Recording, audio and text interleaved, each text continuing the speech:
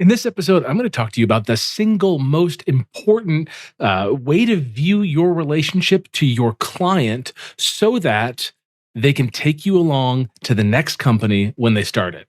If you want to have longer term commitments with your clients, stick around for this episode. Marketers of the world, why do we work hard to solve small problems? Why do we reinvent ourselves and our clients over and over? And why are we giving away marketing strategy for free? With advancements in AI, we're all seeing the marketing department shrink from the bottom up. And companies need you to serve them as their fractional chief marketing officer. It's time to solve bigger problems and bring home a bigger paycheck. It's time to create the lifestyle we deserve and to make a greater impact. This is the Fractional CMO Show, and I'm Casey Stanton. Join me as we explore this growing industry and learn to solve bigger problems as marketing leaders. The Fractional CMO Show is sponsored by CMOX, the #1 company to teach you how to attract, convert, and serve high-paying fractional CMO clients on your terms. Hey, y'all, welcome back. It's Casey here. Let's talk about this thing. What do you do to support your client for the ultimate thing that you want? Which is like, for me, if I'm working with clients as their fractional CMO, I don't want to work on a project with them and then be done. I want to find great visionary entrepreneurs that I vibe with, people that I really enjoy working with, people that think big, people that are doing really cool stuff, and I want to help them, and then I want them to pull me along to the next project. Because the problem with entrepreneurs is that they can't stop, right? Once they understand that they can build a business, they probably get bored of it and they want to build another business and they want to keep going and going and going. And you want to be the person that they pull along with them. Because you don't have to like relearn them, your next client. Every time you get a new client, you got to like learn what they're up to, learn who they are, learn their likes and dislikes. Like you got to figure out how to take care and feed your entrepreneur. I want to just find the few great ones and then stick with them for years. So here's how you can do that. It's simple. Here's the idea. Defend your entrepreneur and vie for their success. There's the success of the business, which is obviously important, but then there's the success of the entrepreneur. And these things sometimes can feel like the same thing, but I'm going to give you some concrete examples on how they're different and how it's unique and how you can be supportive of the entrepreneur and not necessarily be like supporting the company. So that might sound kind of weird. Here's what I mean. If you're working with an entrepreneur and you're inside of quarterly planning and you're just kind of getting a vibe that they're a little stressed out about things, you might want to like interrogate and kind of figure out why. Grab them on a lunch break. Be like, yo, what's up, man? Seeming like a little stressed by stuff. How's your calendar right now? How much white space do you have? If there was one thing that I want to do for my entrepreneurs, it's I want to give them white space. I want to give them spaciousness. I want to give them a day without meetings. So here's a crazy idea. I want you to propose this to your clients, your marketing department, and your entrepreneur, like the CEO of the company. Say, hey, can we like institute a no meeting day? See what happens. They might say like, that's not possible because it's like, yeah, but what if we tried it? How much work can the company get done if no one has to meet for a day? On a no meeting day, I've run them with clients before. We would meet for stand-up. If I was their fractional CMO in the engaged capacity, we would meet for a stand-up for 15 minutes in the morning and then say, all right, guys, you will bring shame and dishonor to this company if you have a meeting today. Get to work. And then people would have 7.5 hours of work that they could go do without getting interrupted. It was huge. It's huge for the marketing department. It's huge for the entrepreneur. Can you help them with that? Can you propose these big, grandiose, crazy ideas of like, hey guys, no meetings on Wednesdays? It's pretty good. I don't think I'd want no meetings on Fridays. It's always been Wednesday or Thursday. Those are the days that I do no meeting days. Why Wednesday or Thursday? It's like if there's no meeting on Friday, I don't know. Maybe I have some fear that people won't work on Friday. I don't know. Certainly like other departments that could happen. In the marketing department, I'm less worried because everyone has big outcomes that they're chasing after and they got to deliver on them. They can self-manage a bit. So I guess I'm less concerned about the marketing department, but maybe in the business by and large, I don't know if I'd institute a Friday no meeting day. That might open up the doors for people to kind of phone it in on Fridays and not work hard. Obviously not what we want if we're paying people for full-time labor. So I want you to maybe institute a no meeting day or propose it or have an executive leadership no meeting day. right? Like just because your staff has to do meetings doesn't mean you as the fractional CMO and the rest of the C-suite and the CEO have to have meetings. You guys could all say like, hey guys, we're not going to do meetings on Wednesday. Like we're not going to chat with each other. If we have any questions for each other, we'll do it on Tuesday or we'll do it on Thursday, but we won't do it on Wednesday. That could free up your entrepreneur. That could be a really big deal. Another thing that I want you to do to defend your entrepreneur, to really like help them, is I want you to get them to dream bigger. And dreaming bigger has a knock-on effect. So let's talk about what that knock-on effect is. If they create the vision of being like, we want to grow, we want to double in revenue, right? Who doesn't want to double in revenue? But who cares? Like the entrepreneur cares because the entrepreneur says, finally, when we double revenue, our margins go from 15% to 30%, which means I'll profit X amount of money on top of, my current run rate. And this is true for most businesses. They're reasonably inefficient until a certain revenue number. And then beyond that, they're much more efficient and there's more profit. So an entrepreneur might say, yeah, I want to double revenue because they just want to like get more income. They want to like take home more money. They want more owner's distribution, whatever it is. But no one's excited about that. So like in marketing, like just imagine, hey guys, we're going to double the company. And everyone's like, why? You're like, because the boss said so. And you're like, okay, like it's not an exciting thing. No one's going to get out of bed and be like, hey, honey, guess what? We're going to double in size. No one cares. When a company like is brand new, like a startup, and it runs up to its first $1 million year, that's a big deal, right? People get excited about that. But after that, dude, what's a 2 million? What's a 3 million? What's a 5 million? No one cares. What's a 10 million? Maybe that's kind of interesting for a couple people.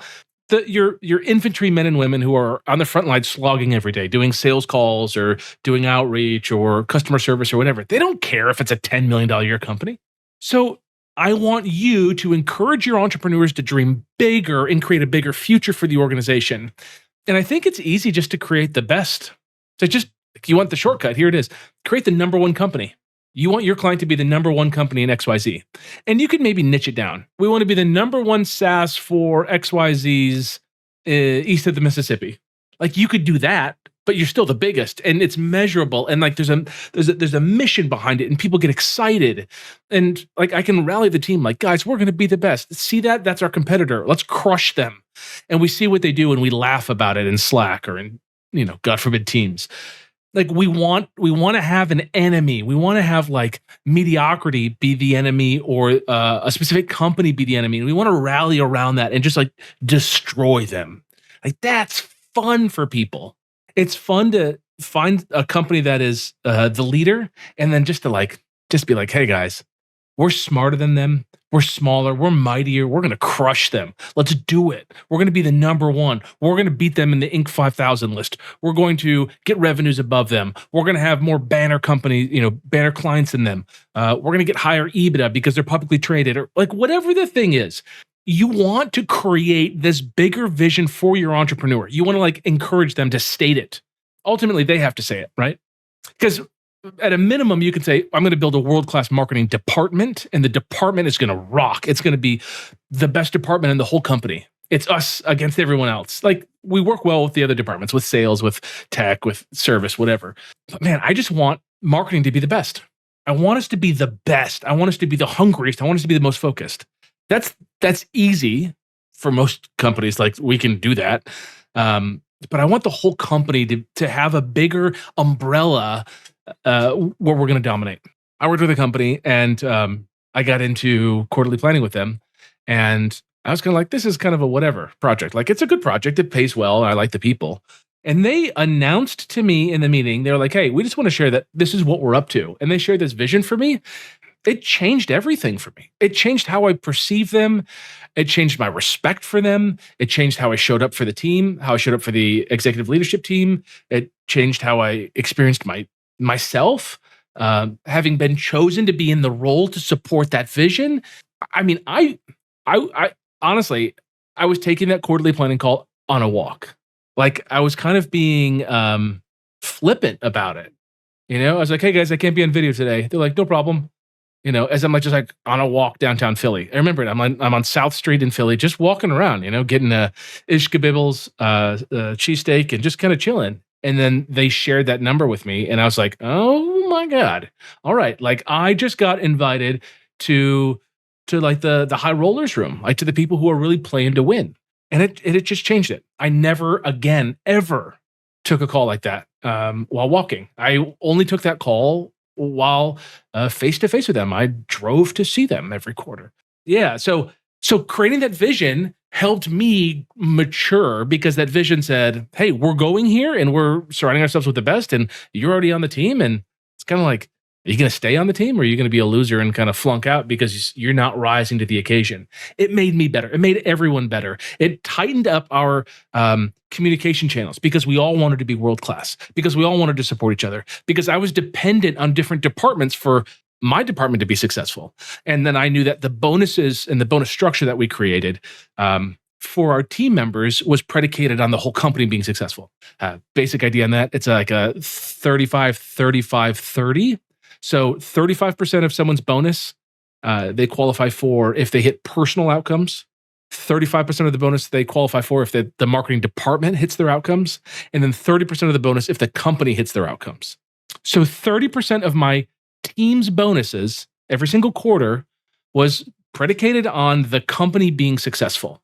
So I could kind of phone it in, you know what I mean? But then all my team members are missing their bonus. So that got me focused and excited, and we're all working together. That's what's that's the value of having a bigger vision and pushing the entrepreneur for that. So you could send a text to your entrepreneur and just be like, hey, I've just been thinking, I would love to hear you say that we're building the number one X, that we're building the biggest and the best X, that we're building the most competitive X. Like, we're doing something that's innovative. Like, enroll me into this future. Let me kind of workshop the words with you, and then let's roll that out to the team. Because the difference of saying like, hey, we're going to take our $10 million a year company and double it, and saying we're going to take our company and we're going to go beat the incumbent, we're going to be the number one in the space. You'll definitely double the company, but you'll do it with a sense of pride and eagerness and hunger and focus. Team members will self-select out because they can't hang, and they'll do it. Like, they'll put in their notice. They'll be like, hey guys, this isn't for me. I can't do it. Like, I'm in a stage of my life where I got to chill out a little bit. It's like, cool, man, totally get it. You know, family stuff, whatever, go do it. Let's get some other people who are in and hungry and want to do it. So when you create a big vision, if it's big enough, individuals can achieve their life's vision inside of it. Let me tell you what I mean. There's a salesperson, and the salesperson says, you know, they're making $100,000 a year. And they said, man, I really want to make $300,000 a year. You say, cool. All right. Nice knowing you. Take care. Like, you lose them. But if you say, hey, listen, we're on a mission to build this thing, and if you're my leading sales guy, there's no question you can make 300. I think you could make 400 in this vision. But you got to step up. You got to be the guy who's delivering. You got to be innovating with me and figuring it out. I'm going to create a vision so that we can achieve it, and I'm going to reward the players who do it. I'm not going to like keep it down where you can only make $100,000. I really want you to make a lot of money, because if they're making $300,000 as the salesperson, the business is probably doing quite well, and that entrepreneur is doing well. So that's it. I want you to fight also for profitability. No one cares about profitability. They care about like revenue, but EBITDA is important. And I'm using these interchangeably. EBITDA, profitability, right? Like, it depends on the company and how they talk about it. Some folks have debt. You know, there's all those details. You want to fight to drive down costs. So how do you do that? A good way to do it is to, I'm not saying to like become an expert in AI, but to just ask the AI question. Like, you should be pressuring your clients right now to say like, hey guys, we need to be adopting AI.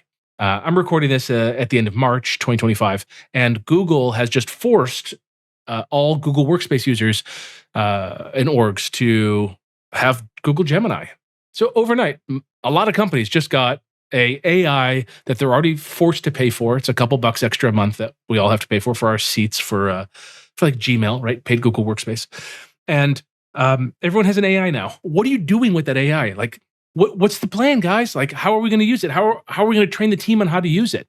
Some people are like, AI is stupid, whatever. It's like, no, a company smaller than us is going to achieve more than us because they leveraged AI, unless we adopt it today, right now, this quarter. Like, there has to be a rock around it. There has to be a focus around AI adoption and the use of AI. It's so important.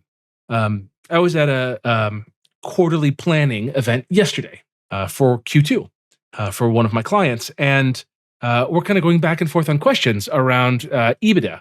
And it's like, what should the EBITDA be? What should the target be? I was like, hey guys, that seems pretty small. Like, I kind of feel like that's kind of silly for us to be growing so much only to make that little.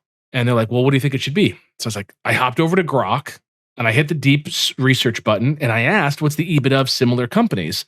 And it pulled me a range that was great. It says super mature companies look like this and younger companies look like that and whatever. And I had some real data and it gave us an ability to have an honest conversation about our targets. I like Michael Michalowicz' strategy when it comes to profit. He's got the book Profit First. And this is the simple version of it. Most people say you take revenue, you subtract expenses, and then you're left with profit. It's easy, right? Whatever's left after our expenses is our profit. Michalowicz flips it on his head and says, you first start with revenue, then you subtract profit, and what's left over is what you can use in expenses. And it just changes things. It creates a constraint. Oftentimes, the constraint is the company is less profitable. That's the constraint. Oh, we spent more this quarter. I was recently talking to a company, and they were growing well, very well. They're a 8-figure company selling like an information product, and their top line revenue is impressive. Their profit is abysmal. And they just let their media buyers run wild on ad spend. And it's scary. And, I heard these guys recently. I had a conversation with them. Not the first company I've ever heard do that. It happens. They had meteoric a rise in revenue, but with that came an exponential increase in ad spend and costs. And they were like as profitable, like in actual dollars, at their current rate as they were like a year ago when they had much lower revenue, but they were much more profitable. You got to fight for profitability. You got to be just in there fighting for it. Like, where do we offshore this? Where do we automate this? Do we really need a full-time graphic designer? I worked on a project. My most expensive hire wasn't my director of marketing, who was killer. He was our graphic designer, who was quite good. But man, I just didn't want to spend that kind of money on graphics. Like, I don't want to spend $150,000 a year on graphic design. It was crazy. We've got to fight for profitability. There's ways to drop down costs. There's platforms. There's offshore. Just think of like the rising billion in Africa. There's 1 billion people in Africa that are like coming online right now, right? Kind of like getting computers for the first time in this generation, getting access to the internet. We've got access to labor that we've never had before. And don't even get me started on the new models of ChatGPT 4, Omni's like image stuff. It's great. It's crazy what we can do here. And most companies just don't know about it. So like fight for the profitability on it. Fight to get the CFO to be running reports inside of a statistical model or a reasoning model to give them some initial information and double check it for sure. But like push these people to do these things and like start spearheading and bringing in AI. Critical. That's how we can fight for profitability. Also, like if you have a call center in the US, if you move that call center to Ethiopia, it would be much less expensive. What do you pay for someone in the US in a call center? $15, $20, $25 an hour. What do you pay for them in Ethiopia? $4, $5, $6 an hour. If your client doesn't move their call center overseas, the competitors will, and they will then have a lower overhead, and therefore, if they do it right, be able to be more capitalized to spend on marketing and acquire your customers that you were going to buy otherwise, and they could afford to spend more money on them because they have lower overhead and still be profitable. Wow.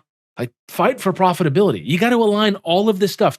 And no one is talking to the entrepreneur about it. The CFO is talking about the CFO stuff about like, if we keep doing things the way that we're doing things, right? And like, who are our most expensive staff? And like, how are we going to manage our cash flow?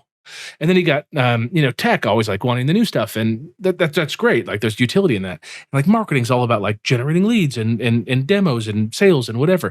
But like who is just saying like, guys, profitability, we got to focus on that. Like, hey guys, I want a P&L for the marketing department. Let me review that every month because there might be some phantom costs that I don't know about. Ask for that stuff. Like this is the third stage of being a fractional CMO. We solve bigger problems. We delegate everything except leadership, and then we practice predicting the future. And how do I predict the future? I say like, we just let go of that person, or they just quit or whatever, and they had a card. I bet there's going to be some expenses. I should consider that. Let's like go trim those expenses. Let's go trim the tools that we no longer use. That's what you got to think about. Entrepreneurs sometimes need an assistant. That's a big one. I've worked with entrepreneurs, and they've needed an assistant. And I would say, hey, just got a question for you. I don't mean to offend you, but Why don't you have an assistant? And just hear what their answer is. I don't need one. I don't really want one. I don't want someone in my life like that. I just don't feel comfortable. I don't trust anybody. Or I don't know where to get them. Or I don't know what I should pay for one. Or I want one, but I don't know what to do next. Like, where do they land in that spectrum? If they land in the, I don't know what to do, but I think it would be cool to have one, there are so many great places to find them. My friend Laura runs a company, Satiated Artists. And that's ultimately where I found Raphael, who's been with me for years, who is just such a dream to work with. And Raph started off as my assistant. And Laura helped place him from satiatedartist.com. It's great. Like, you could say, hey, there's this company, I don't know much about it. It's called Satiated Artists. Like, let's just book a call and see if they have some talent for you. Cool, great. Or maybe you want to find someone on Upwork or on onlinejobs.ph or whatever website it is to find talent. Like, go ahead. But like, solve that problem for the entrepreneur. Like, vie for their success. Be like, hey, like, I'm happy to write the job description for you.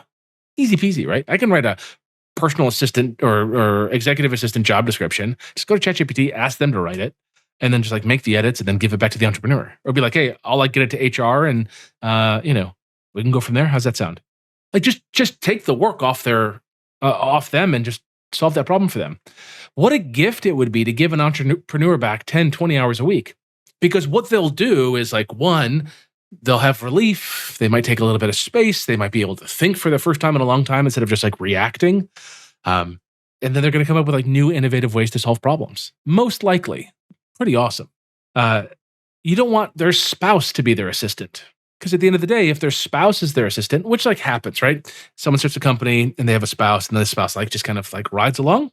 I've seen this happen where like women are entrepreneurs and like their husbands become kind of their assistants, or the other way around. And those assistants, like if the entrepreneur wants to go travel, the assistant typically goes with them because they're married.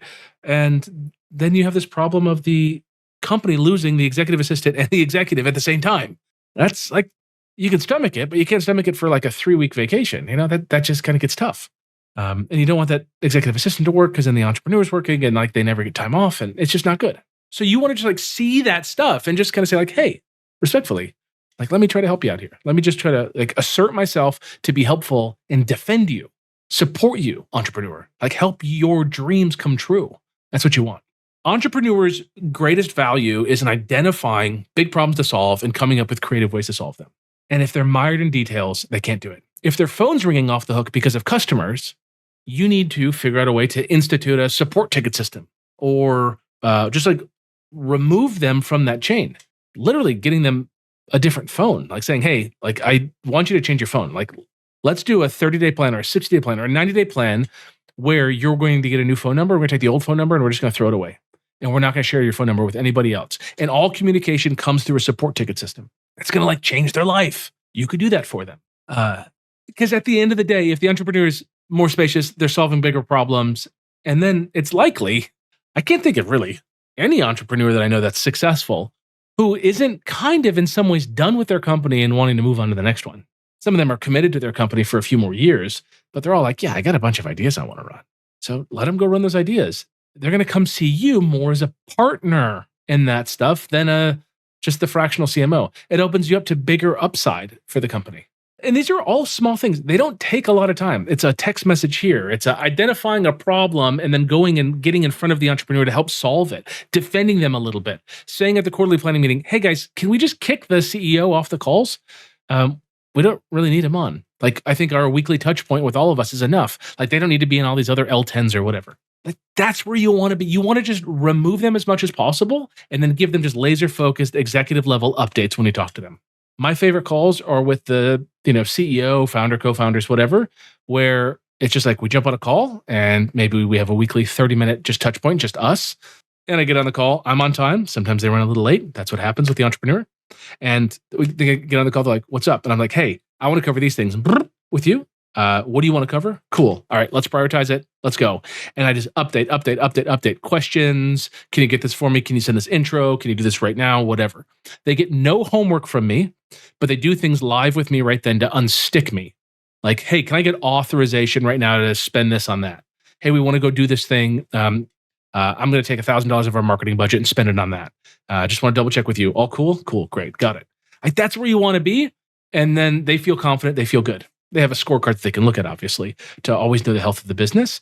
But every week, you're just going to go and say like, hey, here's where we are. Here's where we're stuck. Here's where I need your help. Sometimes those calls are 2 minutes long and it's just a quick touch point. And you're all like, dude, I got nothing important for you. All the numbers are on track. We're looking good. Team's busy. Yeah, you got anything for me? And they're like, no, I'm good. You're like, cool. See you next week. So you just keep those touch points. That's how you defend the entrepreneur. If you do that, you become the most efficient change maker inside of the business. They see you. You do it right when they say something like, yo, like you and I are on the same wavelength. Like if you get that feedback from them, boom, you're right. Like you're right on it. You're supporting them in the way that they need to be supported. And no one does this. Everyone is so focused on their job. They're focused on like their responsibilities. But if you do fractional CMO stuff right, you're delegating that labor out to everyone else. Yesterday I took a company rock, and then we've got 6 departmental rocks for marketing. Well, where do the 6 departmental rocks come from? Well, they came from me asking the team, hey guys, I'm going to quarterly planning. By 5 p.m. tomorrow, I need you to submit to me all the rocks that you want to do next quarter. And they all know their roles really well. So they gave me their rocks. And I had to like rework them a little bit. They weren't perfect for me, so I reworked them a bit. I got to the event and I said, hey guys, thought through it, talked to my team. These are the rocks that we want to do. And this one I think rolls up to a company rock. People were like, yeah. And then we kind of battled out on that company rock. We got clear on it. Boom. And then I've got my rocks. For the team, I rolled it back and cascaded live while I was at the meeting yesterday. Those rocks, everyone's like, yep, we're good. They got added to the tracking system that we use. And we're off to the races. And that was on March 26th. And we're done with full quarterly planning. And everything's locked and loaded for a April 1 start. And like, I'm fully and wholly responsible for the success of the marketing department. Yes. But nothing is my day-to-day responsibility. Like if we fail, I take all the blame. If someone misses their rock, I take the blame.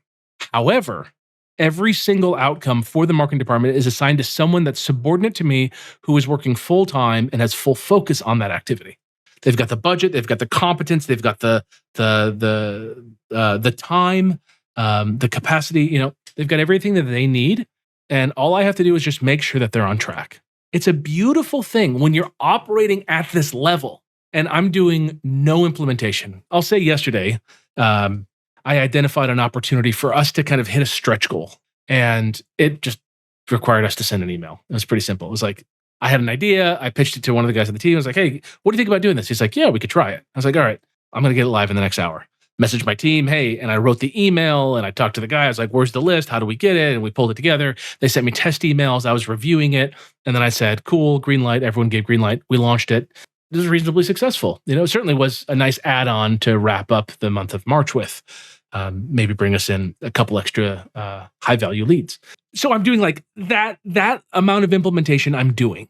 But most of my work is in conversations with people to ensure that they're focused on the biggest, most important opportunities, telling them to check ChatGPT, sharing them YouTube videos when, I'm just like scrolling reels or whatever, and I find something useful and I pass it along. And just answering their questions. Like that's our focus with the team so that we can spend more of our time seeing where we're going as a marketing department and then pushing the entrepreneur to create the bigger vision so that they can do something really exciting. So if you stop being afraid of like losing a client and instead get in the position of encouraging the client to think bigger, solve bigger problems, to just like be a little bit more visionary, get out of the mundane, get out of the bullshit, get out of the tasks, get out of the meetings, the death by meetings, and you give them that white space, they're going to see you with a different level of respect than anybody else in the company. You're going to become a confidant to them. You're going to become their cheerleader. They're going to like to be around you. They're going to want you around. And when it comes to a potentially tough market, let's say we have a market shift and we go into a recession or whatever, they're going to look around and be like, well, I'm not going to cut our fractional CMO. That's my person. That's my guy. That's my girl. Like that's my homie who's like driving me forward.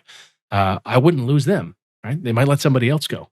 You might have to take on more responsibility if that happens. Like, oh, we'll let the sales leader go and we'll bring you in and you kind of got to shoulder marketing and sales or whatever. Like that could happen. But that's where you want to be. You want to be the person that they respect in the role and they want to be around. You do that, you got clients for life. You got entrepreneurs for life. Who cares what their company is, right? They're going to change companies. They're going to start new companies. They'll bring you along. That's where you want to be. So this is all about like how you're focusing. um, as I've rebooted the podcast here, it's like these are the messages that I want people to know. And I know some of you are like, I just want one client. I just want to, make a little extra money. And I get that. But all of that stuff, like all of the techniques of like winning clients and like what you should put in your proposal and all that, that's all secondary to getting your head on straight. When your head's on straight and you see where your focus needs to be, you're not going to attract the shitty clients that don't have the budget. You're not going to attract the whiny clients that just want to like beat you up, which happens so often. You're going to find the clients that are like visionary and hungry and eager to grow, and it's magnetic, and they're going to pull you along, and it's going to pull in great team members who want to be there because they're not doubling the company. They're crushing the incumbent, and they're going to become the number one most dominant company. And that feels like fun because we're all a little competitive and we all want to, make the leader who's been around for so long cry. And like that's where you want to be. You want to like turn them into tar pits, right? You want to like have like this, you want to be the meteor that just like changes everything. That's what you can be. That's what I encourage you to be.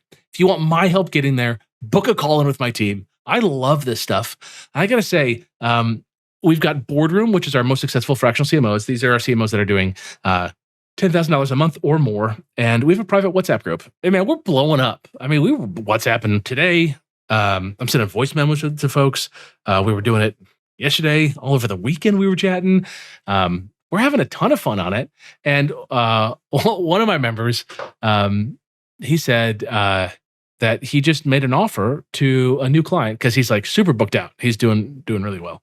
And he wasn't for a while. And then he got his head on straight. And he's just like, he just got focused and he's crushing it right now. I mean, I don't know, 4x'd his revenue in like 60 days or something like that. He's just like, yeah, I got this client. I just pitched him at $12,000 a month, which is it's nuts. Because December of last year, he was not ever considering charging $12,000 a month. That was a pipe dream. And now it's like, I can't take any more on. If I'm going to take it on, I'm just going to increase my price. So YOLO, let's try it. Who knows? Maybe he'll close it. Maybe he won't. But to him, boom, in his mind, he just started now charging $12,000 a month instead of $10,000 or $9,000 or whatever he's charging before. So he can't go back to a sub 12. Like that's the thing with this. When you're selling a client, like say you're at 10, next client comes in, you don't have capacity. You say, if I'm going to do it, I'm going to do it for more money.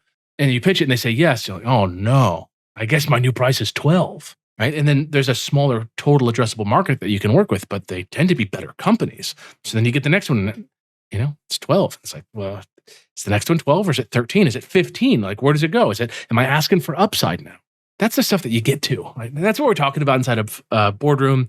Got another member who, very flattering, got an offer to potentially kind of be a partner with a company and help take it to exit. And I've been coaching this member on a bit of strategy and positioning so that they can get a really great outcome and still get paid all along the way. So they don't have to risk it for the potential golden biscuit. They can make good money all along the way.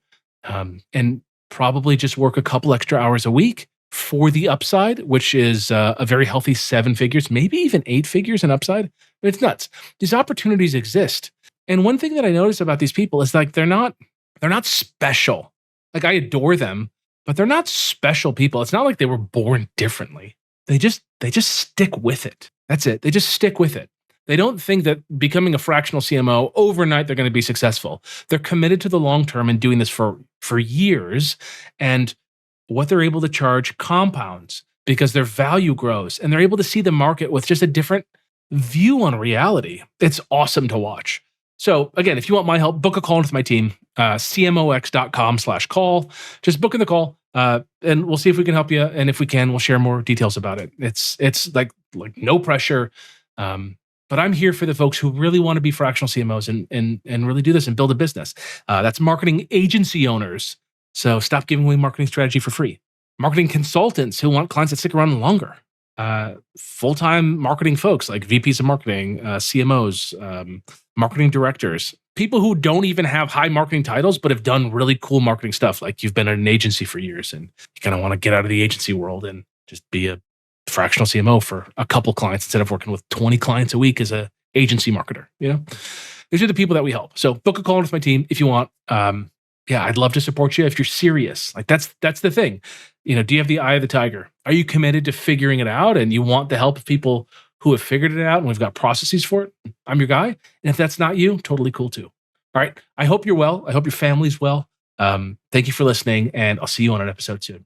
Thank you for sticking around for the full episode. As you know, learners are earners, but you've got to take action on what you heard today. For more information and show notes, visit fractionalcmoshow.com. If you'd like me to answer your questions on an upcoming episode, you can share your question at fractionalcmoshow.com. And last, please hit the like and subscribe button so that I know that this content is helpful to you. All right, go get them.